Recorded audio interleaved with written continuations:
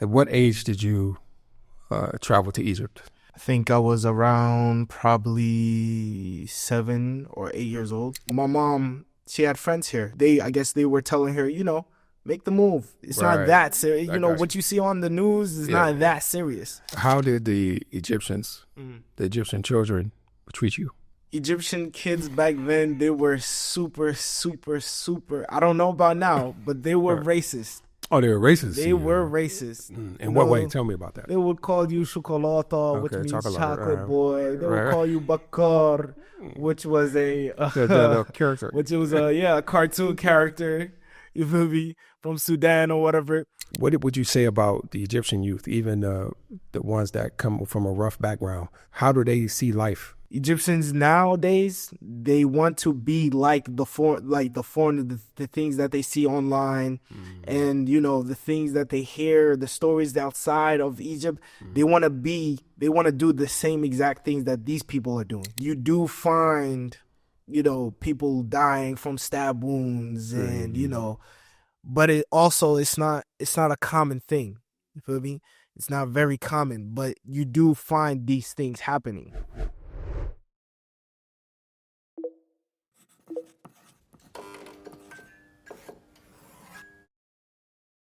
Assalamu alaikum wa rahmatullahi wa barakatuh, and welcome to another episode of the Make Hijrah podcast. In today's episode, we're talking to our brother Tawus Safwan. Tawus and his family traveled to the Muslim world when he was just 7 years old during the Arab Spring. This is a story of a young man assimilating into Egyptian society. So let's start from the beginning. Did you grow up in a Muslim community or Muslim family? Yes, I was always around my mother and my little sister. Mm-hmm. Yeah, basically, just my mom and my sister. Where y'all from? We are from New York. From New York, yeah, okay. Brooklyn. What parts? Brooklyn. Yep. All right, cool.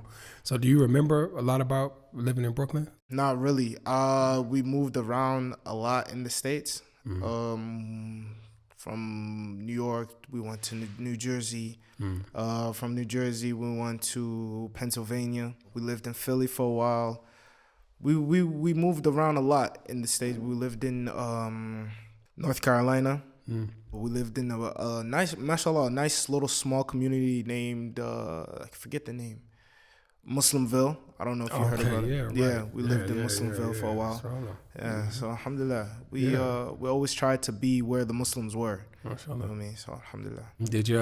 Did your mom prep you to say like, look, we're gonna go overseas? No, alhamdulillah. My mom, I think she had a few friends here in Egypt who were telling her about Egypt, how you can bring your kids and learn Arabic and the Quran, and have a better environment for the kids. You know what I mean?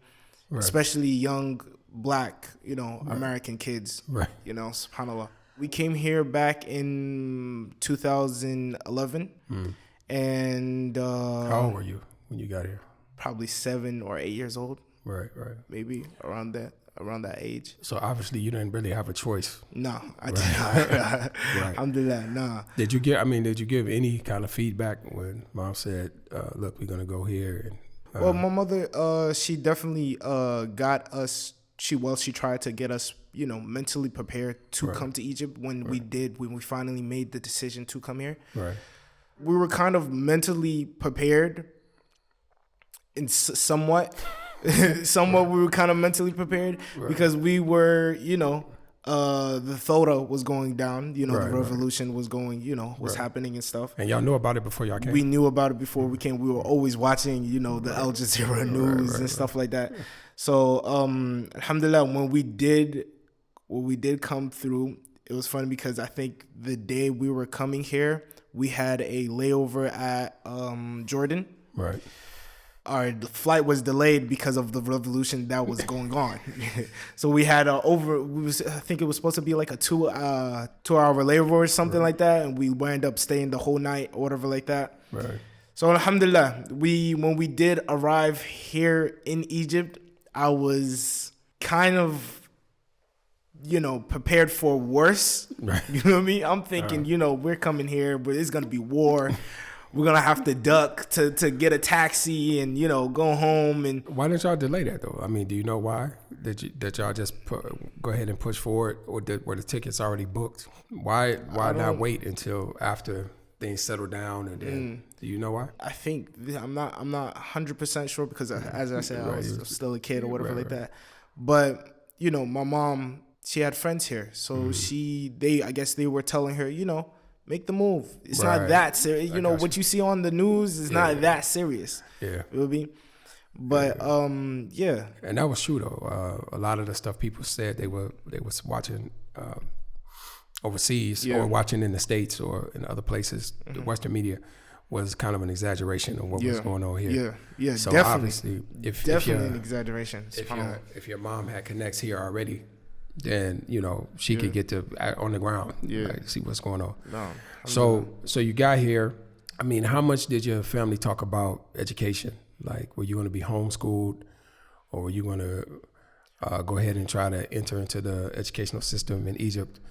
What was the plan? Do you know? No, I didn't really know the plan before coming, except that we were coming here to learn, Arabic and Quran, But yeah, just to study, basically.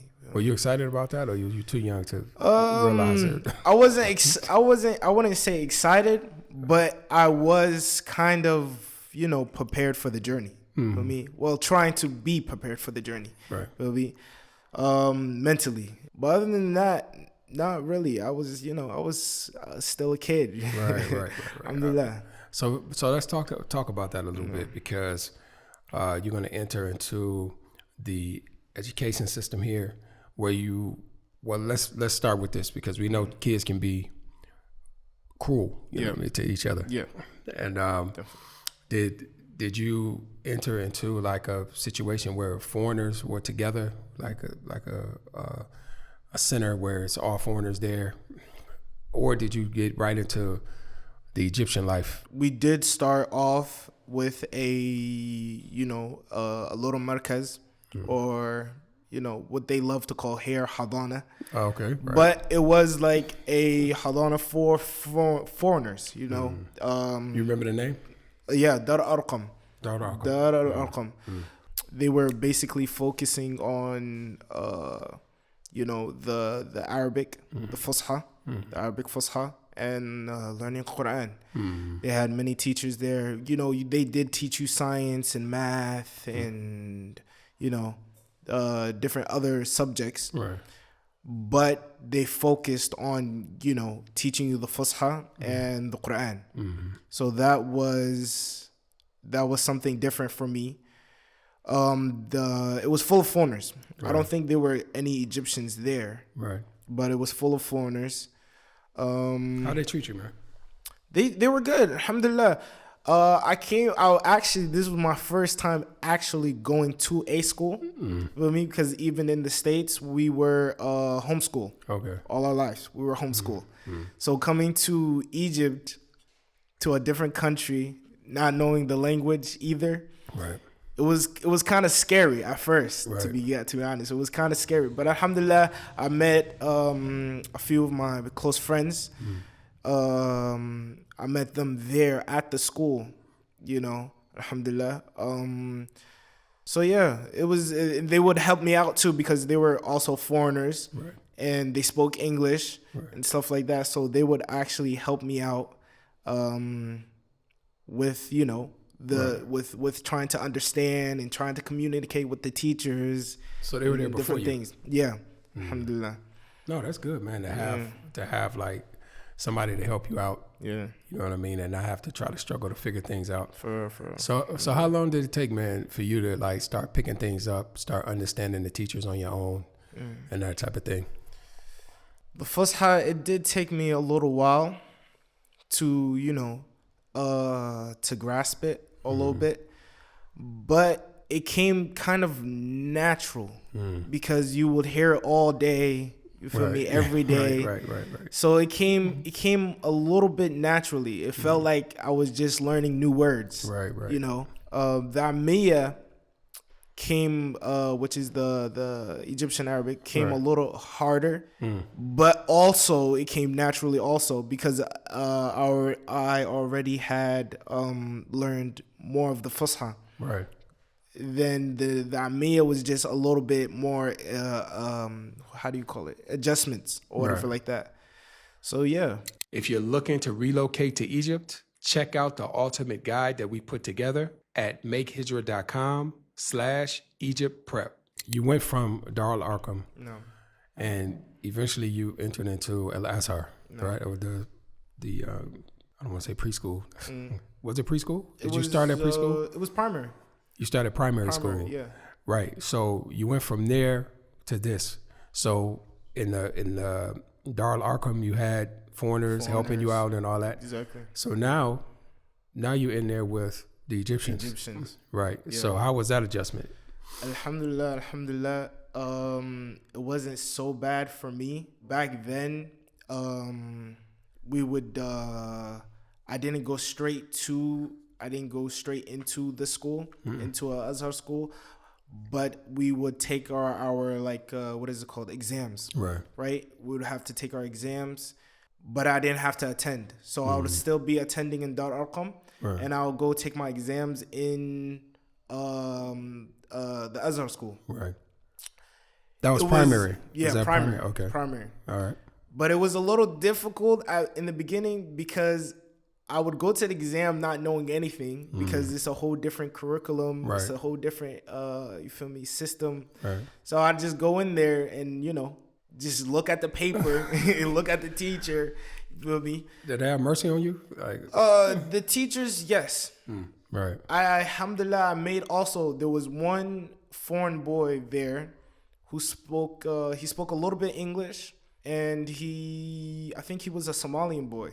He spoke a little bit English and he spoke Fusha. Right. So alhamdulillah, by the time I already got into Azhar, I spoke a little bit Fusha. I can understand and I can, I can communicate a little bit more. How did the Egyptians, the Egyptian children treat you? Egyptian kids back then, they were super, super, super, I don't know about now, but they were racist. Oh, they were racist? They were racist. In what way? Tell me about that. They would call you chocolata, which means chocolate boy. They would call you bakar, which was a cartoon character.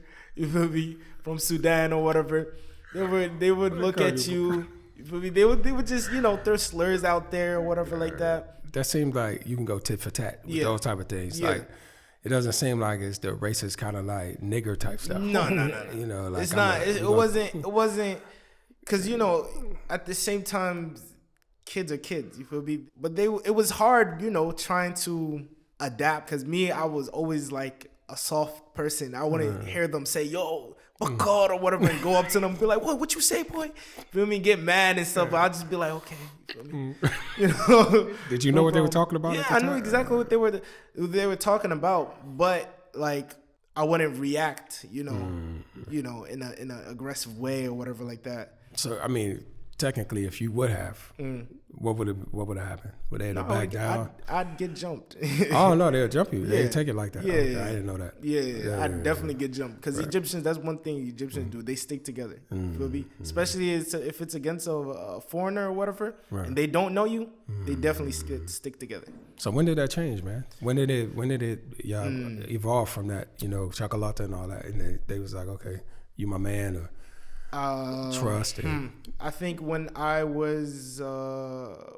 came to Tajammal, because we used to live in Madinat Nasr.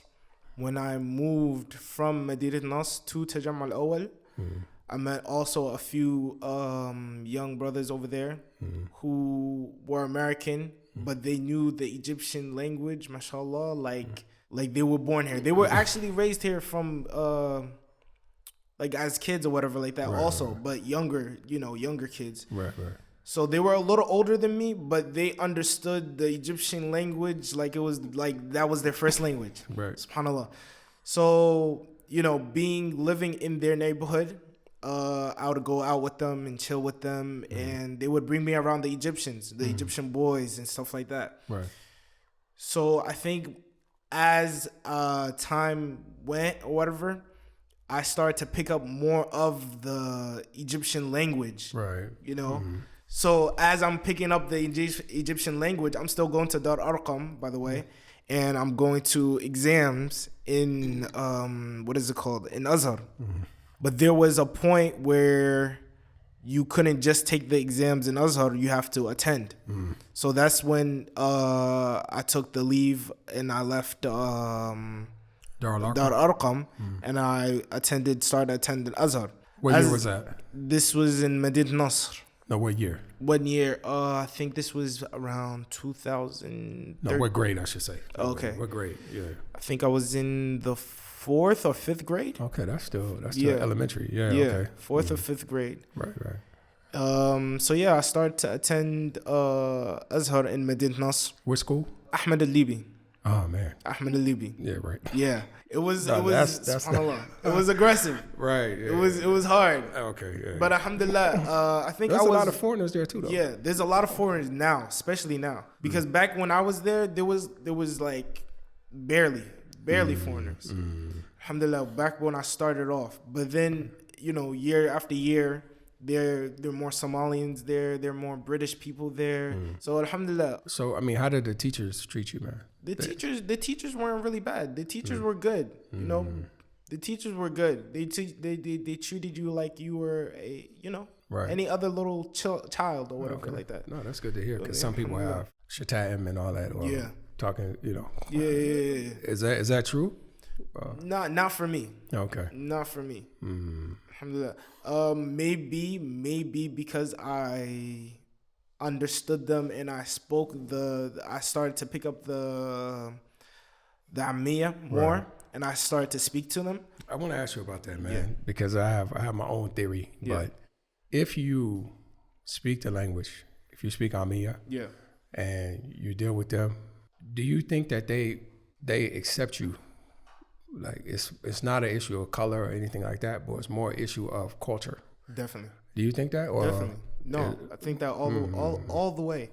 Definitely, when you speak their language, sometimes me, alhamdulillah, my Ammiya now is better than my Fusha, subhanAllah.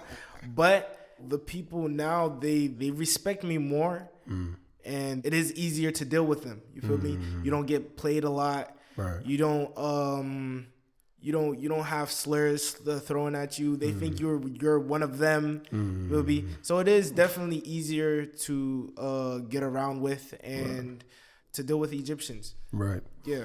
So because you 4th grade, 5th grade, that's still young. Yeah. So when you started to move up to like 9th, 10th grade, how was your relationship? I'm sure it wasn't still chocolate, was it? No. Right. Definitely not. Definitely not.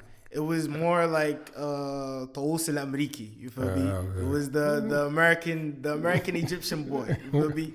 It was the boy. It was more like, okay, because with the Egyptian language also, you start picking up some of their acts or whatever like that, or the way they move and the way they So it was more like, okay, that's Tawus from Hayal Ashir.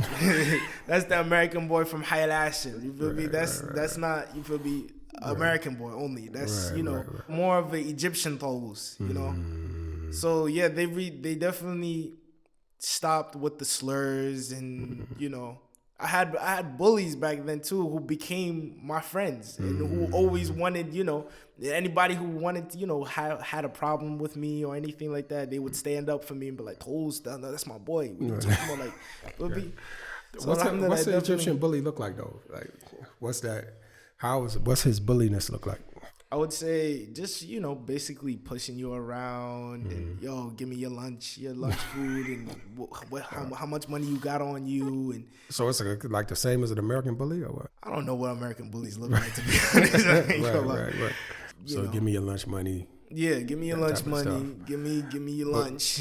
But what if you refuse? Like what happens with these bullies? They back down? They wouldn't go to the point where they like would have to like kill you or something like that. They would just, they would rough you up a little bit, get you scared, especially if you're somebody new. It would get you scared, have you cry, try to have you fight them. What if it doesn't work? What happens? No, then you just get respect? No, they would just stop. They would literally just stop. So they know that you're not the one for that. You feel me? They would just stop and, Right. Most of the time, though, in my experience, I do see, they try to break you. You feel me? They literally try to break you until the point where you're like, khalas, khalas, it's enough. Let here. You feel me? But other than that, if you don't break, they would just leave you alone. Khalas, Sibu, you feel me? Like, leave him alone. You feel me? He's innocent. You feel me? Just leave him. Let's say that you get married, you have children. Let's say that you just decided to stay in Egypt for whatever reason. No. What advice would you give, like parents? They knew to Egypt. Maybe they did homeschooling like you. Yeah. Like what advice would you give them for their children entering into? Especially Ahmed Libby is like that's like people don't know, but that's like nah. That don't, I mean, anyway, let's just say you put them in that type of situation. Like, what advice would you give them for their children to prepare them?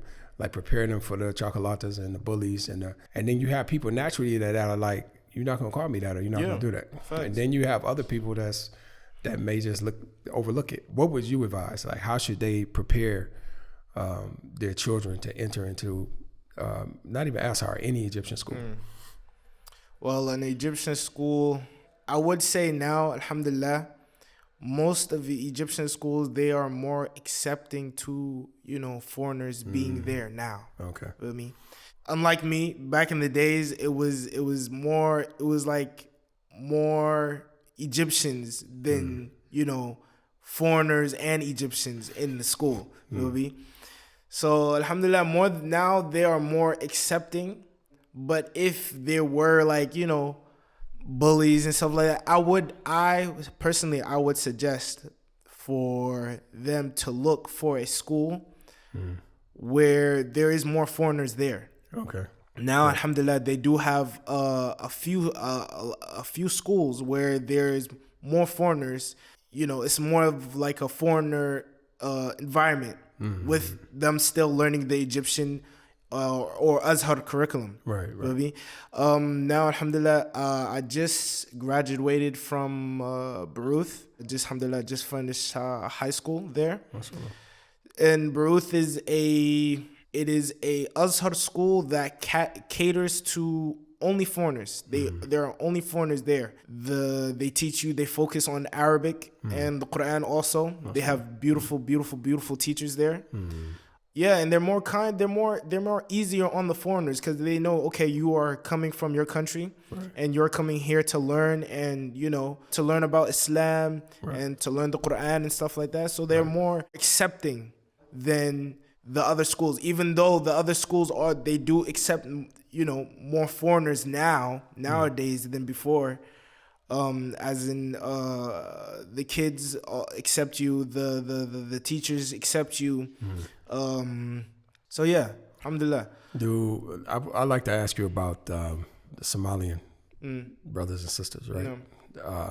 Because I know that it won't just be one. You know?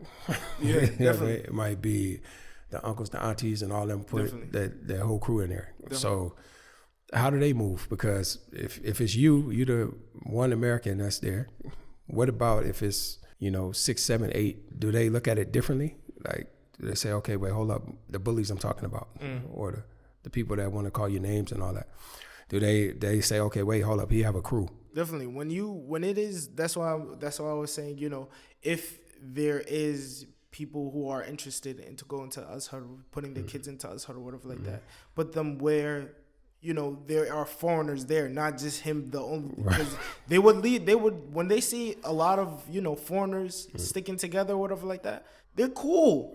They're straight. Right. But when it is you alone, you don't speak Arabic, you know what I'm saying?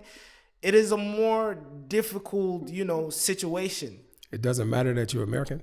No, it does not matter that you're American at all. Because I seen French kids, get bullied. I seen Somalians. I seen UK people from the UK. It does not matter where you from. You know how, maybe the older guys that matters. I'm not talking about in like being tough or nothing like that. But I'm just saying like, oh, America, I want to go to America. This type, like maybe when you get to university or high school age, you start thinking like that. So the little kids don't think like that. No. They don't care. No, they don't care. They don't care. That's one thing, dude. The little ones, they don't. You feel me? You foreigner, you're not Egyptian. You don't know what I'm saying. Right. I'm gonna handle you. Right. All right. So I mean, just to make people feel at ease a little bit. No. Like the bullying is not to the level where you coming home and you black eyes and all that. And definitely. No. So it's more or less just like talking and taunting you and stuff like that. More like, just, trying to rough you up a little bit. Maybe push you around a little bit. But not like trying to break your arms or bring the gun to school and stab you up type stuff. No, definitely not. Definitely not. They're, even though they have, you feel me, they want to be a little violent or whatever like that, it is nothing. Right. Nothing compared to the stuff that you hear outside of Egypt, the stuff that you hear in America and the UK and stuff like that. Here is like their kids, they want things, they'll rough you up a little bit, but they're still innocent. Right. They're still innocent. To get your consultation from people on the ground in the Muslim world, go to consultation.makehijrah.com. So how do you generally, man, like this might be, I want you to think about it, like life, right? In the States right now, life is really cheap, like especially amongst youth, like 15 going up, and early 20s. Like if this is your op or whatever, like they'll kill you. Like they'll wait around there, wait for you to come out and kill you. Yeah.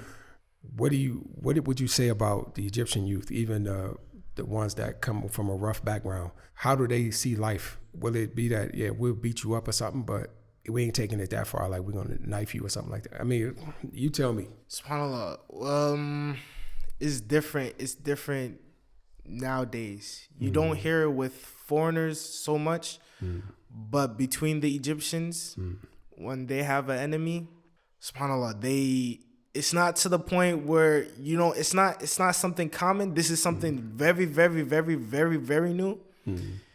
And it's only between Egyptians, because you don't see them, try to target foreigners or anything like that. But between Egyptians, yes, they do want to kill, because this is what Egyptians nowadays, they want to be like the foreign, the things that they see online, and the things that they hear, the stories outside of Egypt. They want to do the same exact things that these people are doing. You do find people dying from stab wounds, and but it's not a common thing. Feel me? It's not very common, but you do find these things happening. I'm not saying it doesn't happen, but I'm not saying it happens. You feel me? Right. So but with us foreigners, alhamdulillah, they leave us alone. They leave us alone. They like, yo, you mind your business, we good. Feel me? I mean, I'm wondering what type of mentality they would have to because Egypt is really family oriented. Yeah. Like you kill him, it's a problem with his cousins and his uncles and all this.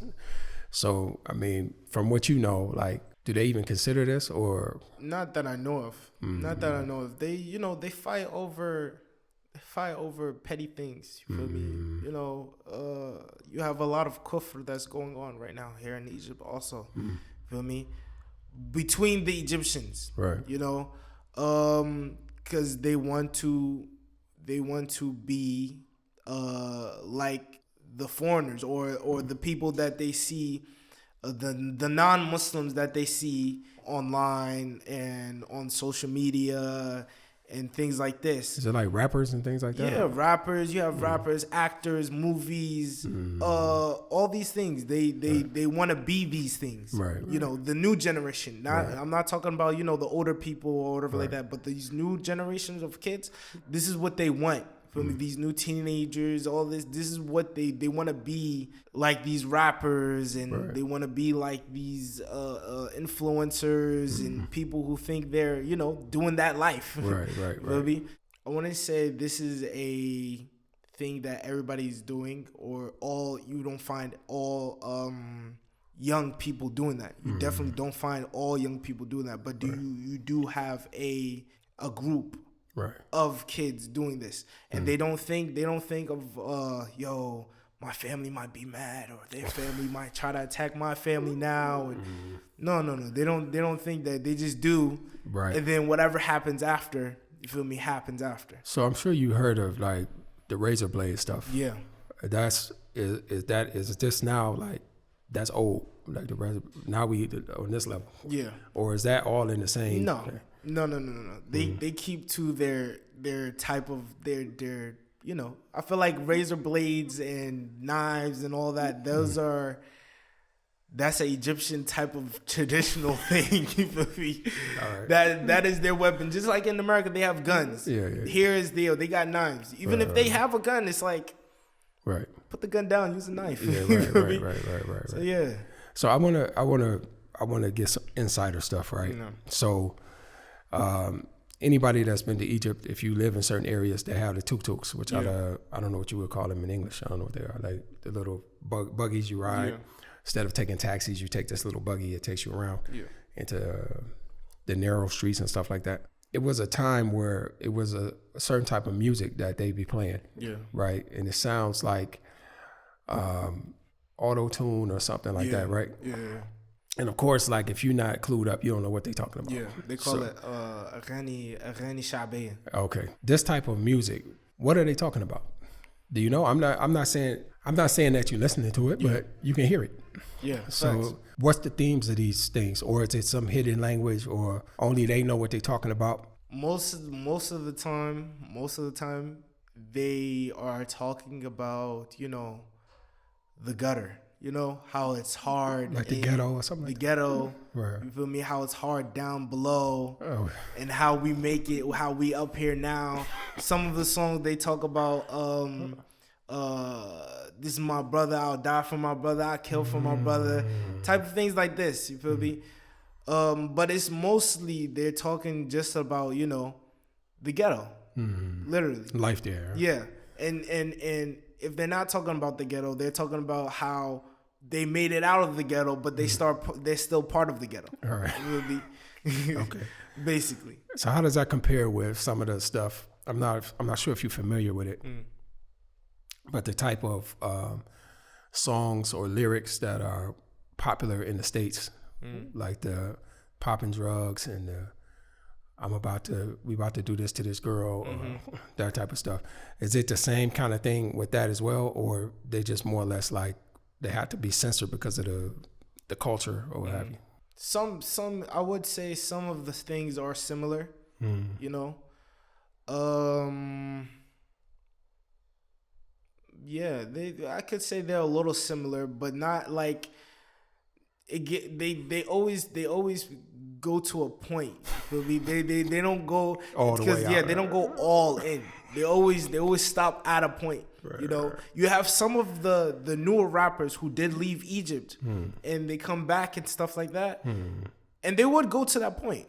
They would because they like, yo, we left. We know how it is outside. But the people here, the people I guess in the ghetto or whatever like that, they already know what's going on. You know. So the rappers, they're just saying, yo, this is what happens. This is what we do. This is how we do it. This is, you know, things like that. You know, to wrap things up, man, what are your future plans? Like, you finished the booth. That's like Thanawiya, right? No, Thanawiya. So, or high school. Yeah. So what are your plans now? You gonna go ahead and go to Azhar University, or what you doing? Inshallah, my plans are to start working, bi'idhnillah. I want to start working. I want to start investing. I want to travel. I definitely want to travel to different Muslim countries and see how they are. Right. My plan, bi'idhnillah, I do want to live in Saudi Arabia, inshallah. But not the States. Yeah, definitely not the States. You know, all the wrong and all the worst things that happen here do not compare to the States whatsoever. Do you have links there still? I mean, you talk to people there? Yeah, I have family who lives there. I have friends who used to live here and they went back, and they're telling me how it is. I used to go back like almost every year, every 2 years. Well, I haven't been back since 2019, but I see how the people are there. You know, they walk around like they have no hearts. You know, here, even though there is corruption, I'm not saying this is Jannah. Feel me? The people here they care. They care. You feel me? Not everything you have. Of course, you have the new generation who want to post, and you feel me. But people here, they weren't raised like that. This is something that they learned and something that they wanted. They inspired to be, or something that they want to do. But their parents and their older brothers and their cousins and nephews and I mean not nephews but uncles and stuff like that. They're not like that. They have hearts. They care. The people here they are really caring people. They are really caring people. So living here is alhamdulillah. It is a way, like it is way better than living in America. So I definitely am trying to stay here for a while, inshallah. And then I definitely, as I said, I want to go and travel, see other Muslim different countries, inshallah. So, I mean, you've come of age. I know you guys have a lot of friends. And I think it's a lot different than if somebody came now, they can like jump into get in with some brothers, play basketball, work out, do whatever, martial arts and everything. A lot different than maybe having just like 2 or 3 friends to choose from. Yeah. Right. For sure. I mean, in your opinion, how was it, let's say 10 years ago versus now, like activity wise? Like you said that you were in Nasser City, then you came to Jamal Awal or the New Cairo. 10 years ago, what were you doing versus now what you can do? I'm talking about with the brothers getting together and everything, the younger guys. Alhamdulillah, back then there was no, not a lot of internet, not a lot of phones. Oh, right. You couldn't, just call your friend and be like, yo, come outside. We trying to get together. You feel me? We were kids. So it would be like, okay, I want to go over so-and-so's house, or, I want to chill with so-and-so after school right here in front of the house, or, stuff like that. And then we were young. We were very, very, very, very young. Even though we thought we were older, we were kids. We were babies. Alhamdulillah. So yeah, it was more different back then because I feel like we were all kids and we would see each other when we seen each other. But now it's a little different. We get to communicate with each other, on online or whatever like that. Get each other's numbers, call each other up, plan different things. Make group chats and plan things as a group. Like that. But then back then it was more different because we would just say, hey, I'll see you tomorrow, inshallah. You feel me? I'll try to come over your house tomorrow. There was no phones.